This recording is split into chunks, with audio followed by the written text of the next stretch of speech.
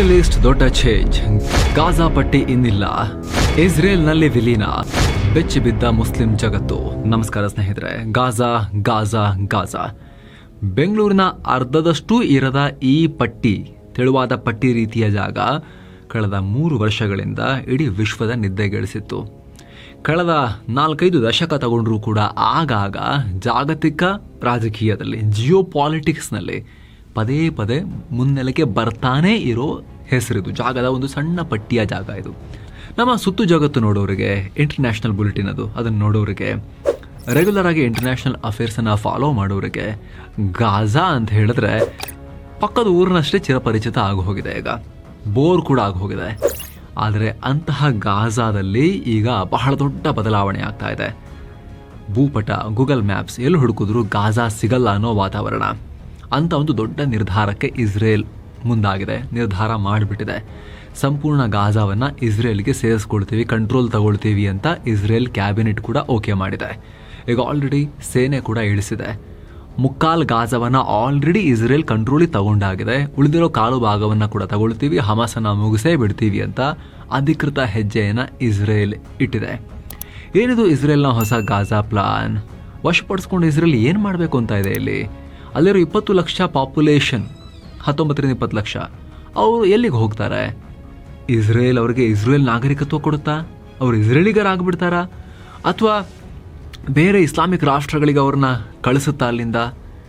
ಅಥವಾ ಇನ್ನೊಂದು ಹೊಸ ಅಡ್ಮಿನಿಸ್ಟ್ರೇಷನನ್ನು ಗಾಜಾ ಜನರದ್ದೇ ಇವರು ಹಮಾಸ್ ಹೊರತುಪಡಿಸಿ ಬೇರೆದೇನಾದ್ರು ವ್ಯವಸ್ಥೆ ಮಾಡ್ತಾರಾ? ಬನ್ನಿ ಕ್ವಿಕ್ ಆಗಿ ಈ ಹೊಸ ಬೆಳವಣಿಗೆ ಬಗ್ಗೆ ನೋಡ್ತಾ ಹೋಗೋಣ. 365 ಚದರ ಕಿಲೋಮೀಟರ್ ಜಾಗ ಇಸ್ರೇಲ್ ವಶ. Netanyahu deadly game. Israel Hamas ಯುದ್ಧದ ಬಳಿಕ ಗಾಜಾ ಹೇಗಿದೆ ನಿಮಗೆ ಗೊತ್ತು. ಹೇಗಿದೆ ಅನ್ನೋಕ್ಕಿಂತ ಏನಿದೆ ಅಂತ ಕೇಳಬೇಕು. ಸ್ಫೋಟಕಗಳ ಸುರಿಮಳೆ, ಅದರಿಂದ ಬಿದ್ದು ಹೋಗಿರೋ ಕಟ್ಟಡಗಳು, ಮುರಿದು ಬಿದ್ದ ಮನೆ, ಗುರುತ ಸಿಗದಂಥ ವಾಹನಗಳು, ಹೀಗೆ ಅವಶೇಷ, ಬರೀ ಅವಶೇಷಗಳ ಪಟ್ಟಿಯಾಗಿದೆ ಗಾಜಾ ಪಟ್ಟಿ. ಇದನ್ನು ಬಿಟ್ಟರೆ ಅಲ್ಲಿ ಬೇರೆ ಏನೂ ಇಲ್ಲ. ಇದೇ ಕಾರಣಕ್ಕೆ ಗಾಜಾವನ್ನು ಮತ್ತೆ ಕಟ್ತೀವಿ, ಗಾಜಾವನ್ನು ಬ್ಯೂಟಿಫುಲ್ ಮಾಡ್ತೀವಿ ಅಂತ ಟ್ರಂಪ್ ಹೇಳಿದ್ರು. ಇದಕ್ಕೆ ಇಸ್ರೇಲ್ ಕೂಡ ಸಪೋರ್ಟ್ ಕೊಟ್ಟಿತ್ತು. ಅಲ್ಲಿನ ಜನರನ್ನ ಆಫ್ರಿಕನ್ ಮುಸ್ಲಿಂ ರಾಷ್ಟ್ರಗಳಿಗೆ ಸ್ಥಳಾಂತರ ಮಾಡೋ ಬಗ್ಗೆ ಕೂಡ ತಯಾರಿ ನಡೆದಿತ್ತು. ಆದರೆ ಇದಕ್ಕೆ ಅಲ್ಲಿನ ರಾಷ್ಟ್ರಗಳು ಒಪ್ಪದೇ ಇದ್ದಿದ್ದರಿಂದ ಟ್ರಂಪ್ ಕನಸು ನನಸಾಗಲಿಲ್ಲ. ಹೀಗಾಗಿ ಇಸ್ರೇಲ್ ಈಗ ಗಾಜಾ ವಿಚಾರವನ್ನು ತಾನೇ ನೇರವಾಗಿ ಕಾನೂನು ತನ್ನ ಕೈ ತಗೊಂಡ್ಬಿಟ್ಟಿದೆ. ಗಾಜಾ ವಶಪಡಿಸ್ಕೊಂಡು ಎಲ್ಲ ಸರಿ ಮಾಡ್ತೀವಿ ಅಂತ ಹೊರಟಿದೆ. ಇಸ್ರೇಲ್ ಹಮಾಸ್ ಸಂಘರ್ಷಕ್ಕೆ ಹೊಸ ತಿರುವು ತಂದುಕೊಟ್ಟಿದೆ. ಆಗಸ್ಟ್ 8 ಶುಕ್ರವಾರ ಇಸ್ರೇಲ್ನ ಸೆಕ್ಯೂರಿಟಿ ಕ್ಯಾಬಿನೆಟ್ ಇಂಥ ಒಂದು ದೊಡ್ಡ ಡಿಸಿಷನ್ ತಗೊಂಡಿದೆ. ಗಾಜಾವನ್ನು ಸಂಪೂರ್ಣ ಇಸ್ರೇಲ್ ತೆಕ್ಕೆಗೆ ತೆಗೆದುಕೊಳ್ಳೋ ಪ್ಲಾನನ್ನು ಇಸ್ರೇಲ್ ಸೆಕ್ಯೂರಿಟಿ ಕ್ಯಾಬಿನೆಟ್ ಅನುಮೋದಿಸಿದೆ. ಹಮಾಸ್ನ ಸಂಪೂರ್ಣವಾಗಿ ಸೋಲಿಸೋಕೆ ಗಾಜಾ ವಶಕ್ಕೆ ತಗೊಳ್ಳೋದು ಅನಿವಾರ್ಯ. ಹೀಗಾಗಿ ಗಾಜಾನ ಇಸ್ರೇಲ್ ಅಧಿಕೃತವಾಗಿ ಕಂಟ್ರೋಲಿಗೆ ತಗೊಳುತ್ತೆ ಅಂತ ಇಸ್ರೇಲ್ ಹೇಳಿದೆ. ಹಾಗೆ ನೋಡಿದ್ರೆ ಆಲ್ರೆಡಿ ಗಾಜಾ ಇಸ್ರೇಲ್ ಕಂಟ್ರೋಲ್ನಲ್ಲೇ ಇದೆ. ಮುಕ್ಕಾಲ ಭಾಗ ಆಲ್ಮೋಸ್ಟ್ 60ರಿಂದ 70% ಇಸ್ರೇಲೇ ಕಂಟ್ರೋಲ್ ಮಾಡ್ತಿದೆ. ಆದರೆ ಹಮಾಸ್ಗಳನ್ನು ನಿರ್ನಾಮ ಮಾಡಿದ ನಂತರ ಕದನ ವಿರಾಮ ಅದು ಇದು ಅಂತ ಒಂದಷ್ಟು ಭಾಗದಲ್ಲಿ ಸೇನೆ ವಾಪಸ್ ಹೋಗಿತ್ತು. ಈಗ ಮತ್ತೆ ಸೇನೆ ಇಳಿಸಿ ಇಡೀ ಗಾಜಾವನ್ನು ಟೇಕ್ ಓವರ್ ಮಾಡಬೇಕು ಅಂತ ತೀರ್ಮಾನ ಮಾಡಿಬಿಟ್ಟಿದ್ದಾರೆ. ಈ ಪ್ಲಾನ್ ಬಗ್ಗೆ ಇಸ್ರೇಲ್ PM ನೆತನ್ಯಾಹುರ ಆಫೀಸ್ ಕೂಡ ಕನ್ಫರ್ಮ್ ಮಾಡಿದೆ. ನೆತನ್ಯಾಹು ಕೂಡ ಫಾಕ್ಸ್ ನ್ಯೂಸ್ನ ಇಂಟರ್ವ್ಯೂನಲ್ಲಿ ಇಸ್ರೇಲ್ ಸಂಪೂರ್ಣ ಗಾಜಾ ಮೇಲೆ ಕಂಟ್ರೋಲ್ ಸಾಧಿಸೋಕೆ ಉದ್ದೇಶಿಸಿದೆ. ಗಾಜಾನ ಹಮಾಸ್ ಆಡಳಿತದಿಂದ ಮುಕ್ತಗೊಳಿಸಿ ಜನರ ಆಡಳಿತಕ್ಕೆ ನಾವು ಒಪ್ಪಿಸ್ತೀವಿ ಅಂತ ಹೇಳಿದ್ದಾರೆ. ಒಟ್ಟು 2 ಹಂತದಲ್ಲಿ ಈ ಸಂಪೂರ್ಣ ಪ್ರಕ್ರಿಯೆ ನಡೆಯುತ್ತೆ ಅಂತ ಇಸ್ರೇಲ್ ಕ್ಯಾಬಿನೆಟ್ ಹೇಳಿದೆ. ಮೊದಲ ಹಂತದಲ್ಲಿ ಕೇವಲ ಗಾಜಾ ನಗರದಲ್ಲಿ ಇಸ್ರೇಲ್ ತನ್ನ ಅಧಿಕಾರ ಸ್ಥಾಪಿಸುತ್ತೆ. ನೀವು ಮ್ಯಾಪ್ ನೋಡ್ತಾ ಇದ್ದೀರಾ. ಗಾಜಾ ಪಟ್ಟಿಯ ಉತ್ತರ ಭಾಗದಲ್ಲಿ ಗಾಜಾ ಸಿಟಿ ಬರುತ್ತೆ. ಸುಮಾರು 45 ಚದರ ಕಿಲೋಮೀಟರ್ಗಳ ನಗರ ಇದು. ಈಗ ಈ ನಗರದ ಮೂಲೆ ಮೂಲೆಗೂ ಸೈನಿಕರನ್ನು ಹಾಕಿ ಇಸ್ರೇಲ್ ಕಂಟ್ರೋಲ್ ತಗೊಳುತ್ತೆ. ಅಲ್ಲಿರೋ ಜನರನ್ನ ಹತ್ತಿರದ ಕ್ಯಾಂಪ್ಗೆ ಕಳಿಸ್ತೀವಿ ಅಂತ ಹೇಳಿದ್ದಾರೆ. ಅಳಿದುಳಿದ ಹಮಾಸ್ಗಳನ್ನು ಬಡಿದು ಗ್ರೌಂಡ್ ಕಂಟ್ರೋಲ್ ತಗೊಳ್ತೀವಿ ಅಂತ ಹೇಳಿದ್ದಾರೆ. 2ನೇ ಹಂತದಲ್ಲಿ ಸಂಪೂರ್ಣವಾಗಿ ಇಡೀ 365 ಚದರ ಕಿಲೋಮೀಟರ್ಗಳ ವಿಶಾಲ ಗಾಜಾ ಪಟ್ಟಿಯನ್ನು ವಶಪಡಿಸ್ಕೊಳ್ಳೋ ಪ್ಲಾನ್ ಹಾಕೊಂಡಿದೆ. ಹಾಗಿದ್ರೆ ಗಾಜಾ ವಶಪಡಿಸಿಕೊಂಡು ಇಸ್ರೇಲ್ ಏನ್ ಮಾಡುತ್ತೆ? ಏನೋ ಸ್ನೇಹಿತರೆ, ವರದಿಯಲ್ಲಿ ಮುಂದುವರಿಯುವ ಮುನ್ನ 7 ಸೈನ್ಸ್ ಟೂರಿಸಂ ಕಂಪನಿ ಪುರಿ ಜಗನ್ನಾಥಕ್ಕೆ ಹೊಸ ಟ್ರಿಪ್ ಅನ್ನ ಆಯೋಜಿಸಿದೆ. 3 ನೈಟ್ 4 ಡೇ ಟ್ರಿಪ್ ಇದು. ಎಲ್ಲೆಲ್ಲಿ ಹೋಗೋದಿರುತ್ತೆ ಅಂದ್ರೆ ಪುರಿ ಜಗನ್ನಾಥ, ಕೋನಾರ್ಕ, ಬಿರಾಜದೇವಿ ಶಕ್ತಿಪೀಠ, ಭುವನೇಶ್ವರ್, ಧೌಲಿ, ಉದಯಗಿರಿ ಮತ್ತು ಸ್ಕಂದಗಿರಿ ಹಾಗೂ ಕಟಕ್ ಎಲ್ಲ ಹೋಗೋದಿರುತ್ತೆ. ಆಫರ್ ಪ್ರೈಸ್ 29,700 ರೂಪಾಯಿ ಮಾತ್ರ. ಈ ಪ್ಯಾಕೇಜ್ ನಲ್ಲಿ flight tickets, 3 star hotel stay, all meals, AC transport ವ್ಯವಸ್ಥೆ, 24/7 ಕನ್ನಡ ಟೂರ್ ಮ್ಯಾನೇಜರ್ ಸೌಲಭ್ಯ, ಹಿರಿಯ ನಾಗರಿಕರಿಗೆ ವಿಶೇಷ ಕೇರ್ ಎಲ್ಲ ಇರುತ್ತೆ. ಹೊರಡೋ ದಿನ ಸೆಪ್ಟೆಂಬರ್ 3, 2025. ಕೆಲವೇ ಸೀಟುಗಳು ಲಭ್ಯ ಇದಾವೆ. ಆಸಕ್ತರು ಈ ನಂಬರ್ಗೆ ಕಾಲ್ ಮಾಡುವ ಮೂಲಕ ನಿಮ್ಮ ಸೀಟನ್ನ ಕೂಡ ಬುಕ್ ಮಾಡಬಹುದು. ಬನ್ನಿ ಈಗ ವರದಿಯಲ್ಲಿ ಮುಂದುವರಿಯೋಣ. ಇಸ್ರೇಲ್ನಲ್ಲಿ ಗಾಜಾ ವಿಲೀನ, Netanyahu ಪಂಚಸೂತ್ರ.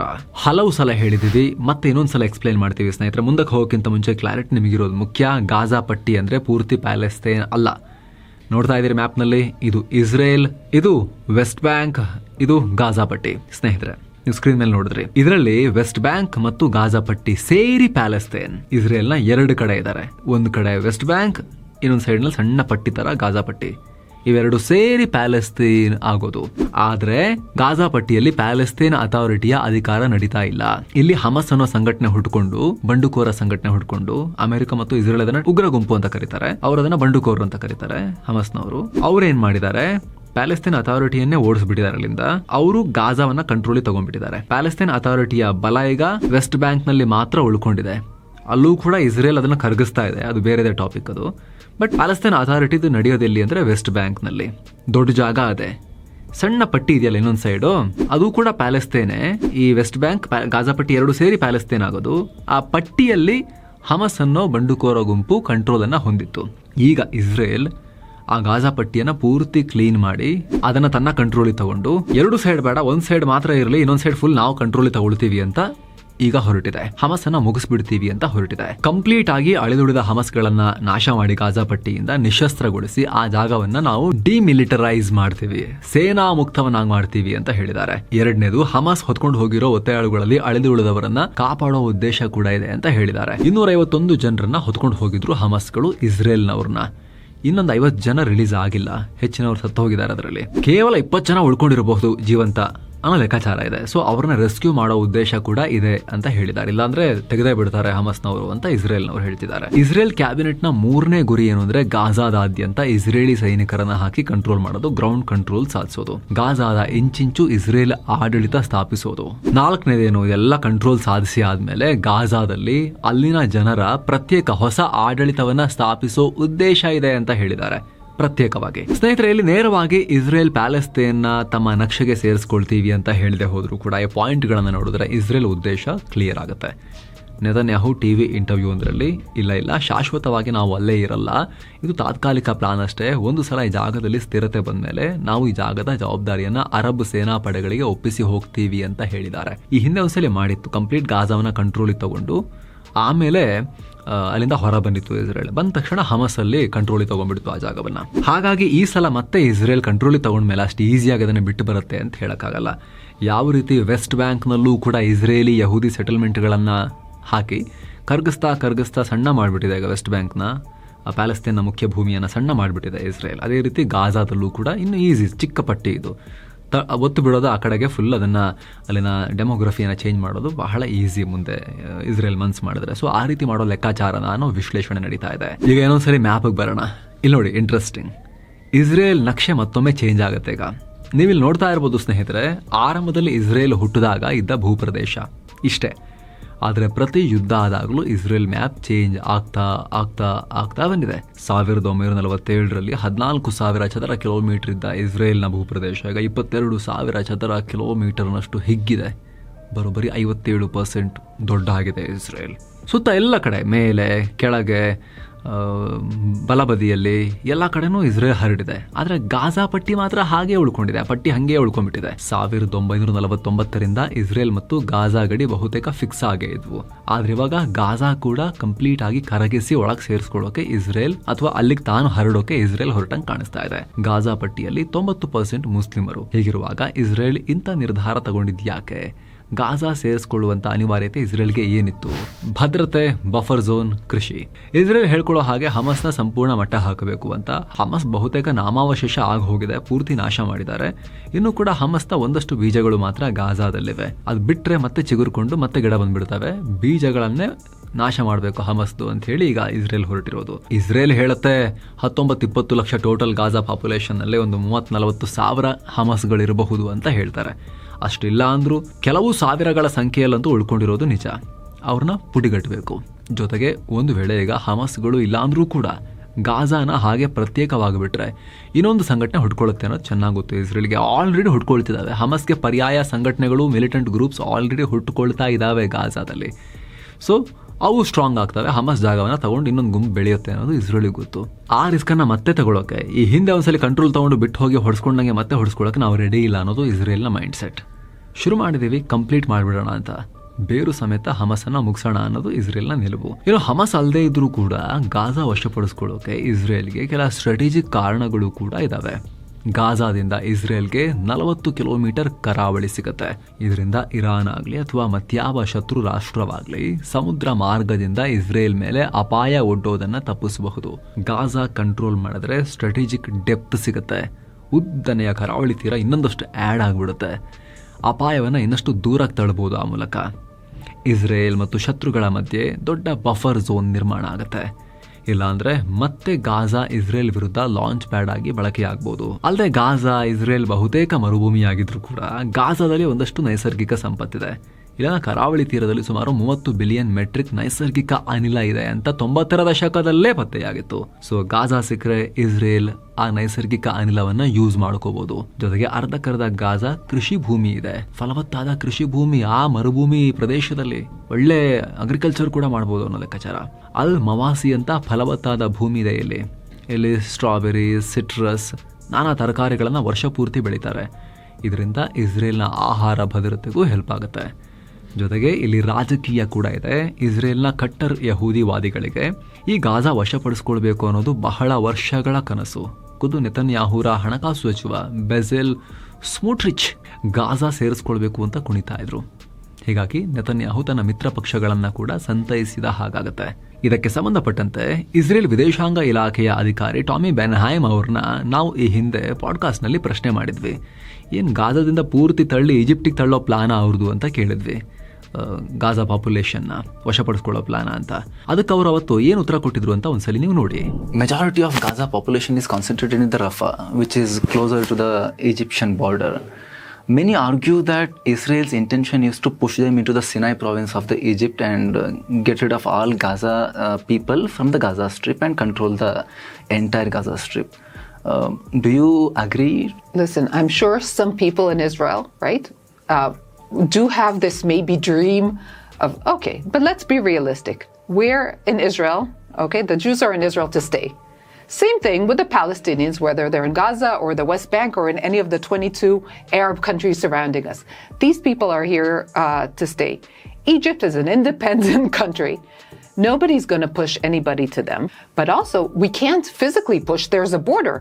Egypt has built a wall, with its border in Gaza.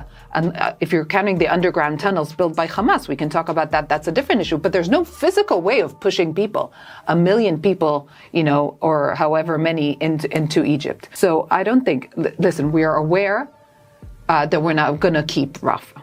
Okay. We also cannot afford to keep Rafah. And we don't want to keep Rafah, right? We left, not just Rafah, sorry, all of Gaza. We left in 2005. We never thought of coming back. We had no plans of coming back. We had no plan of starting a war. We didn't want this territory. Yes, ಈ ರೀತಿ ಇವ್ರು ಹೇಳಿದ್ರು ಕೂಡ ನಮ್ದು ಆ ರೀತಿ ಉದ್ದೇಶ ಇಲ್ಲ. ಕೆಲವರು ಆ ರೀತಿ ಇಸ್ರೇಲ್ನಲ್ಲಿ ಕನಸು ಕಾಣ್ತಿರಬಹುದು ಅಂತ ಹೇಳಿದ್ರು ಕೂಡ, ಅಫಿಷಿಯಲ್ ಫಾರಿನ್ ಮಿನಿಸ್ಟ್ರಿ ಅಧಿಕಾರಿ ಆ ರೀತಿ ಹೇಳಿದ್ರು ಕೂಡ, ಈಗ ಇಸ್ರೇಲ್ ಇಟ್ಟಿರೋ ಹೆಜ್ಜೆ ನೋಡ್ತಾ ಇದ್ರೆ ಆ ಕನಸನ್ನ ನನಸು ಮಾಡ್ಕೊಳ್ಳೋಕೆ ಹೊರಟಂಗೆ ಕಾಣಿಸ್ತಾ ಇದೆ ಇಸ್ರೇಲ್. ಆದರೆ ಅಷ್ಟೇ ಅಪಾಯ ಇದೆ. ಮೊದಲನೇದಾಗಿ ಇವತ್ತಿಗೂ ಗಾಜಾದಲ್ಲಿ 20 ಲಕ್ಷ ನಾಗರಿಕರಿದ್ದಾರೆ, ಬಹುತೇಕ ಮುಸ್ಲಿಮರು. ಈಗ ಗಾಜಾವನ್ನ ಸೇರಿಸ್ಕೊಂಡ್ರೆ ಅವರಿಗೆಲ್ಲ ಪೌರತ್ವ ಕೊಡೋದು ಅಥವಾ ನಿರಾಶ್ರಿತರಾಗಿ ಟ್ರೀಟ್ ಮಾಡೋದಾ, ಏನು ಮಾಡ್ತೀರಾ ಅನ್ನೋ ಪ್ರಶ್ನೆ ಉದ್ಭವ ಆಗುತ್ತೆ. ಪೌರತ್ವ ಕೊಟ್ಟರೆ ಇಸ್ರೇಲ್ನ 1% ಹೆಚ್ಚುವರಿ ಜನಸಂಖ್ಯೆ ಅವರಿಗೆ ಆ್ಯಡ್ ಆಗುತ್ತೆ. ಜೊತೆಗೆ ಇದರಲ್ಲಿ ಅನೇಕರು ಈಗ ನಿರಾಶ್ರಿತರು, ನಿರ್ಗತಿಕರು. ಹೀಗಾಗಿ ಇಸ್ರೇಲ್ ತಾನೇ ಆಡಳಿತ ಮಾಡೋಕೆ ಹೋದರೆ ಅವರ ಖರ್ಚು ವೆಚ್ಚಗಳನ್ನು ಕೂಡ ಇವರೇ ಹೊತ್ಕೋಬೇಕಾಗುತ್ತೆ. ಎಲ್ಲಕ್ಕಿಂತ ಹೆಚ್ಚಾಗಿ ಈಗ ತಾನೇ ಇದೇ ಜನರ ವಿರುದ್ಧ ಇಸ್ರೇಲ್ ಯುದ್ಧ ಮಾಡಿದೆ. ಯುದ್ಧದ ಜೊತೆಗೆ ಸಾಮಾನ್ಯ ಜನರ ಮೇಲೂ ಕೂಡ ಆ ಟೈಮ್ನಲ್ಲಿ ಪೆಟ್ಟು ಬಿದ್ದಿದೆ. ಯುದ್ಧ ಆದಾಗ ಆ ರೀತಿ ಸ್ಫೋಟಕ ಸುರಿದಾಗ ಬರೀ ಹಮಸ್ಗಳಿಗೆ ಮಾತ್ರ ಪೆಟ್ಟಾಗಿರಲ್ಲ, ಅವರ ಅಕ್ಕಪಕ್ಕ ಇದ್ದವ್ರಿಗೂ ಕೊಲಾಟ್ರಲ್ ಡ್ಯಾಮೇಜ್ ಆಗಿರುತ್ತೆ. ಇಡೀ ಗಾಜಾನೇ ಪುಡಿಯಾಗಿದೆ ಅಂದಮೇಲೆ ನಾಗರಿಕರಿಗೂ ಸರಿಯಾಗಿ ಪೆಟ್ಟು ಬಿದ್ದಿರುತ್ತೆ. ಅಲ್ಲಿ ಆಸ್ತಿ ಪಾಸ್ತಿ ಪ್ರಾಣಹಾನಿ ಆಗಿರುತ್ತೆ. ಹೀಗಿರುವಾಗ ಗಾಜಾ ಜನ ಅದು ಹೇಗೆ ಇಸ್ರೇಲನ್ನು ಒಪ್ಕೊಂಡ್ಬಿಡ್ತಾರೆ? ಇಸ್ರೇಲ್ ಬಗ್ಗೆ ಪ್ರೀತಿ ಅವ್ರಿಗೆ ಹುಟ್ಟುಬಿಡುತ್ತಾ? ಕನಿಷ್ಠ ಪಕ್ಷ ಬಾರ್ಡರ್ ಅಂತ ಇದ್ರೆ ಒಂದಿಷ್ಟು ಭದ್ರತೆ ಇರುತ್ತೆ. ಬಟ್ ಈಗ ಒಳಗೆ ಬಂದರೆ ಗಾಜಾ ಇಸ್ರೇಲ್ ಒಂದೇ ಆಗಿಬಿಟ್ರೆ, ಇಸ್ರೇಲ್ನಾದ್ಯಂತ ಅವರು ಹರಡಿದ್ರೆ, ಇಸ್ರೇಲ್ ದ್ವೇಷದ ಮನಸ್ಥಿತಿಯನ್ನು ಹೊಂದಿರೋರು ಇಸ್ರೇಲನ್ನ ಬಿಡ್ತಾರಾ ಅನ್ನೋ ಆತಂಕ ಅವರಿಗಿದೆ. ಇಸ್ರೇಲ್ಗೆ ಸೆರಗಲ್ಲಿ ಕೆಂಡ ಕಟ್ಕೊಂಡಂತಾಗುತ್ತೆ. ಸೆರಗೆ ಯಾಕೆ, ಪಾಕೆಟಲ್ಲಿ ಕೆಂಡ ಹಾಕೊಂಡಂಗಾಗುತ್ತೆ ಜೋಬಲ್ಲಿ. ಹೀಗಾಗಿನೇ ಅನೇಕ ಇಸ್ರೇಲಿಗರು ನೆತನ್ಯಾಹುರ ಈ ನಿರ್ಧಾರದ ವಿರುದ್ಧ ಕೆಂಡ ಕಾರ್ತಿದ್ದಾರೆ. ಪ್ರತಿಪಕ್ಷ ನಾಯಕ ಯಾರ್ ಲ್ಯಾಪಿಡ್ ಸರ್ಕಾರದ ನಿರ್ಧಾರವನ್ನ ಡಿಸಾಸ್ಟರ್, ದುರಂತ ಅಂತ ಕರೆದಿದ್ದಾರೆ. ಇಟಮಾರ್ ಬೆನ್ ಗ್ವೇರ್ ಹಾಗೆ ಬೆಜಲೆಲ್ ಸ್ಮೋಟ್ರಿಚ್ ರಂತವರು ಕಟ್ಟರ್ಪಂಥೀಯ ಬಲಪಂಥೀಯ ನಾಯಕರ ಮಾತು ಕೇಳಿ ನೆತನ್ಯಾಹು ಈ ರೀತಿ ತಪ್ಪು ಹೆಜ್ಜೆ ಇಡ್ತಾ ಇದ್ದಾರೆ ಅಂತ ಯಾರ್ ಲ್ಯಾಪಿಡ್ ಹೇಳಿದ್ದಾರೆ. ಖುದ್ದು ಇಸ್ರೇಲ್ ಸೇನಾ ಮುಖ್ಯಸ್ಥ ಇದು ಡೇಂಜರಸ್ ನಡೆ, ಇದರಿಂದ ಮಾನವ ಬಿಕ್ಕಟ್ಟು ಹೆಚ್ಚಾಗುತ್ತೆ ಅಂತ ಹೇಳಿದ್ದಾರೆ. ಹೀಗಾಗಿ ಇಸ್ರೇಲ್ನಾದ್ಯಂತ ಅಲ್ಲಲ್ಲಿ ಸರ್ಕಾರದ ನಿರ್ಧಾರದ ವಿರುದ್ಧ ಪ್ರತಿಭಟನೆಗಳು ಕೂಡ ಆಗಿವೆ. ಟರ್ಕಿ ಸೇರಿದಂತೆ ಹಲವು ಮುಸ್ಲಿಂ ರಾಷ್ಟ್ರಗಳು ನೆತನ್ಯಾಹು ನಡೆಯನ್ನ ಖಂಡಿಸಿದ್ದಾರೆ. ಬ್ರಿಟನ್, ಆಸ್ಟ್ರೇಲಿಯಾ ಸೇರಿದ ಹಾಗೆ ಅನೇಕ ರಾಷ್ಟ್ರಗಳು ಇದು ತಪ್ಪು ಹೆಜ್ಜೆ, ಇಸ್ರೇಲ್ ಹಿಂದೆ ಸರಿಬೇಕು ಅಂತಲೂ ಹೇಳಿದಾವೆ. ವಿಶ್ವಸಂಸ್ಥೆ ಕೂಡ ಕೂಡಲೇ ಇಸ್ರೇಲಿ ಪ್ಲಾನ್ನ ನಿಲ್ಲಿಸಬೇಕು ಅಂತ ಹೇಳಿದೆ. ಆದರೆ ಭಾರತದ ವಿಚಾರದಲ್ಲಿ ಮಾತ್ರ ಮಹಾ ಶಾಂತಿ ದೂರ್ತನಂತೆ ವರ್ತಿಸುವ ಡೊನಾಲ್ಡ್ ಟ್ರಂಪ್ ಈ ವಿಚಾರದಲ್ಲಿ ಯಾವ ಹೆಜ್ಜೆ ಇಡ್ತಾರೆ ಅಂತ ನೋಡಬೇಕು. ಪ್ರೀತಿ ಪಾತ್ರ ಶಿಷ್ಯ ಇಸ್ರೇಲ್ ಮಾಡ್ತಿರೋ ಈ ಹೆಜ್ಜೆ ವಿಚಾರಕ್ಕೆ ಸಂಬಂಧಪಟ್ಟಂತೆ ಇದಕ್ಕೆ ಸಂಬಂಧಪಟ್ಟಂತೆ ಸ್ನೇಹಿತರೆ ನಿಮ್ಮ ಒಪಿನಿಯನ್ ಕಾಮೆಂಟ್ ಮಾಡಿ ತಿಳಿಸಿ. ಮತ್ತೆ ಭೇಟಿ ಆಗ್ತಿರೋಣ. ನಮಸ್ತೆ.